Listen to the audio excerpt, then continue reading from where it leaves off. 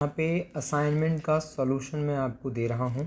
ठीक है, जो असाइनमेंट नंबर 5 है ये। ठीक है, तो असाइनमेंट नंबर 5 का जो सॉल्यूशन है इलेक्ट्रोस्टैट का वो मैं दे रहा हूँ। तो क्वेश्चन नंबर 1 और क्वेश्चन नंबर 2। ठीक है, सबसे पहले तो इसका आंसर बता दूँ। इसका आंसर सी पार्ट है बेटा, आंसर इसका सी पार्ट है। और जो सेकेंड है उसका आंसर ए पार्ट है बेटा। इसका कैसे है जो देखिए। सबसे पहला क्वेश्चन जो है कि a parallel plate capacitor is made by stacking n equally spaced plate connected alternately. If the capacitance between any two plate is c then the resultant capacitance is. ठीक है, n कैपेसिटर जो है उसको alternately connect किया है। तो इसमें बेटा अगर n कैपेसिटर है और सबसे मिलाकर कैपेसिटेंस अगर आपको बनाना है तो दो कैपेसिटर मिल करके एक कैपेसिटेंस का फॉर्मेशन करेगा। तो each plate is taking part in the formation of two capacitor. ठीक है, each plate is taking part in the formation of two capacitor except the plate of end. जो एंड वाला होगा वो तो फिर पहले एक साथ ही बनाएगा, दूसरे एक साथ तो बनाएगा नहीं। ठीक है, अगर जैसे यहाँ पे ले लें हम, जैसे ये हो गया यहाँ पे, फिर यहाँ से एक और ले लें, नीचे से एक ले लें, तो दो मिलकर के एक कैपेसिटेंस का फॉर्मेशन कर रहा है ना, लेकिन लास्ट वाला बस अकेला रह जाएगा। तो टोटल जो आपके कैपेसिटर बनेंगे वो कितने, तो these capacitor are in parallel, सारे किसमें है, पैरेलल में। और n प्लेट्स फाउंड कितना कैपेसिटर, तो n-1 कैपेसिटर बनाएगा। कितना कैपेसिटर, n-1, और सारे पैरेलल में है तो इक्विवेलेंट कितना हो जाएगा, n-1 इंटू कितना हो जाएगा c।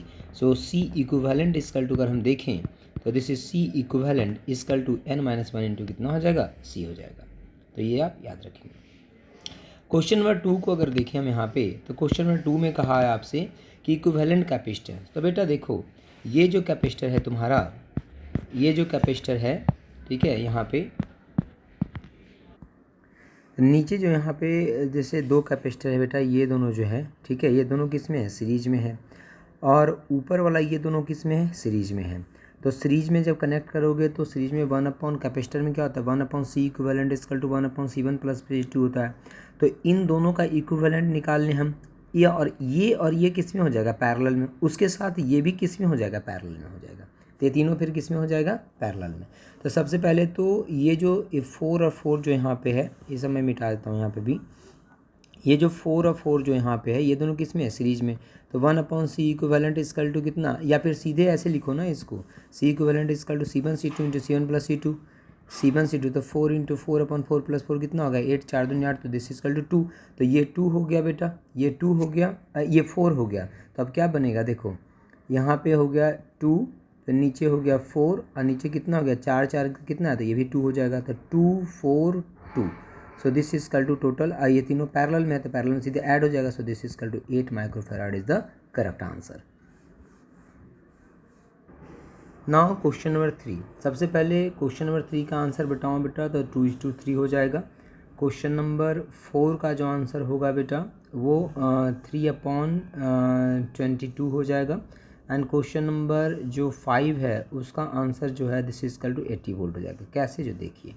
तो सबसे पहले 3 को अगर देखें तो ये अगर किसके बीच में बोला है आपको कि the ratio of capacitance between P and R। P कहाँ है, ये है P एंड ये है R। इसके बीच का जो कैपेसिटेंस होगा, ठीक है, and the capacitance between P and Q, and P and Q के बीच का जो कैपेसिटेंस होगा उसका आपको रेशियो निकालना है। ठीक है, तो बस सिंपल सी चीज़ है। अगर P और R के बीच में पहले हम निकालते हैं, तो P और R के बीच में अगर निकालोगे बेटा, ये है P है, ये है R। तो ये कैपेसिटर, ये कैपेसिटर, ये कैपेसिटर, तीनों किस में है, सीरीज में। ये दोनों किस में है, सीरीज में, फिर दोनों पैरेलल में। तो सीरीज में 1/c इक्विवेलेंट वाला फार्मूला लगाएंगे। ठीक है, c इक्विवेलेंट वाला फार्मूला लगाएंगे 1/c इक्विवेलेंट से, तो वहाँ से इसका रेजिस्टेंस निकल जाएगा तीनों का, नीचे से ये दोनों का निकल जाएगा, और फिर दोनों को पैरेलल में कनेक्ट कर दोगे तो वहाँ से वैल्यू आ जाएगा इसका। ठीक है, सो इस तरह से करेंगे इसको, और फिर P और Q के बीच में निकालना है। ठीक है, जब ये निकल जाएगा तो उसके बाद आपको क्या करना है, ये P है और ये Q है, तो ये सारा किस में है, सीरीज में। इसके साथ ये किस में हो जाएगा, पैरेलल में। उसका कनेक्ट करोगे, फिर दोनों का रेशियो निकालोगे तो 2:2 कितना आ जाएगा, 3 आ जाएगा। तो 2:3 इज द करेक्ट आंसर। ना क्वेश्चन नंबर 4। क्वेश्चन नंबर 4 में है the ratio of the charge C2 and C4। C2 and C4 पे चार्ज कितना होगा, इस चार्ज की वैल्यू आपसे पूछा गया है। C1 इजकल टू C है, C2 इजकल टू 2C है, C3 इजकल टू 3C3 है, C4 इजकल टू 4C है। ठीक है, बैटरी वोल्टेज यहाँ पे कितना लगाया गया है, V वोल्टेज लगाया गया है। ठीक है, आपको सबसे पहले क्या करना है कि ये जो जितने भी कैपेसिटर हैं, ठीक है, इसका इक्विवेलेंट निकालना है। तो ये तीनों किस में है बेटा, ये तीनों सीरीज में है, C1, C2 एंड C3 ये तीनों किस में है, सीरीज में, इक्विवेलेंट निकल जाएगा। C4 क्या है, पैरेलल में, तो पैरेलल का इक्विवेलेंट लगाए, पैरेलल का फार्मूला लगाएंगे, इक्विवेलेंट निकल जाएगा।